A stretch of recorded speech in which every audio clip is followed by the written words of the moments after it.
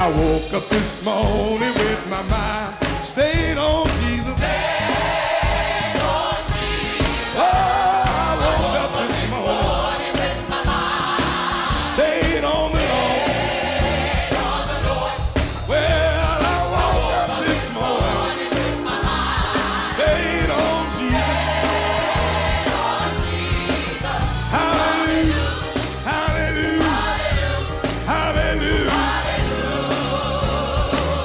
Listen, while I'm singing and praying with my mind stayed. on Jesus. Well, I'm singing And praying with my mind with my mind. stayed on the Lord. You know I'm singing and praying Praying with my mind stayed on Jesus. on Jesus. If these allegations against Bishop Long are true, were these boys assaulted? Yes. Yeah. Y'all heard that news? Did the at the news same get point, that? at the same point, we have to understand that abuse can take place within heterosexual marriages.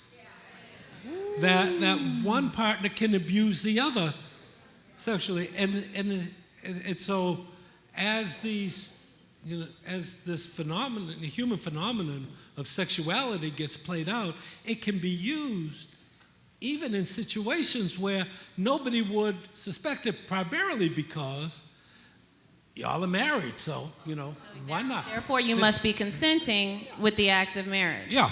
No. If allegedly, it's put out there now, even if he were found guilty, I say yes, so definitely that it was abuse, because there is a power differential. Children do not have the opportunity to say no in power differentials like this. Right. When somebody takes control, they do not, and we're leaving it up to our children, who are trying to teach society's, rules of what is appropriate and what is not appropriate. We're leaving it up to our children to say no about a topic that we don't even discuss as a community as a whole. No. Yeah. I mean, what Dr. Ken was saying, the way, look at the marriage liturgy.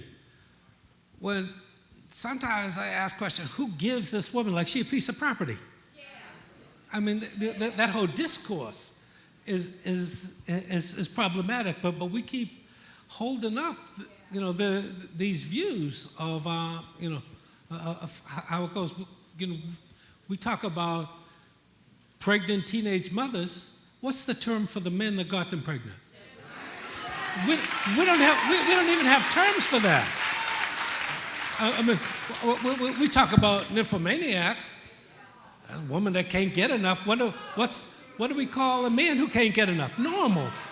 I mean, our discourse is designed to make the victim and the one who's in the lower power situation be scourged by these terms, but the one who the society views as in is the top and not the bottom.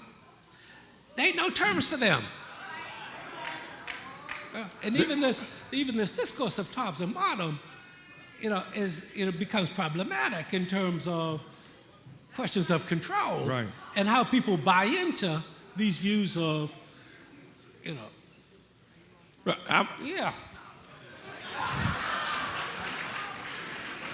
I want to deal a little bit more about why would the congregation be so supportive and not at least question the behavior? Why are we so afraid to say something to our spiritual leaders? What is the problem?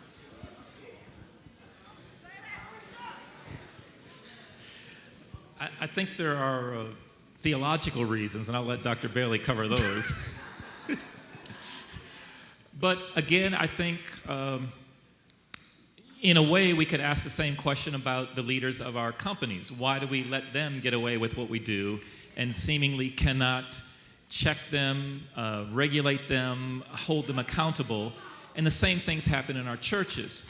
And although we might not verbalize it, in a sense, our churches are institutionalized in the same way that our corporations are, and our leadership in churches, oftentimes we think of them almost as entrepreneurs, and if they can get up there and lead the church, then they somehow have the freedom to do whatever they want. And especially when you couple that with some theological ideas about a call from God and being ordained by God, it becomes something where you cannot question it. And I think pastors use that to enhance their power. To enhance their power. Wow. I think I spoke to it when I was talking about our language that we use for sex. And I think that psychologically, that's really the important thing to remember, is that if we talk about sex, then all of a sudden we can't use it as such a taboo, sinful topic.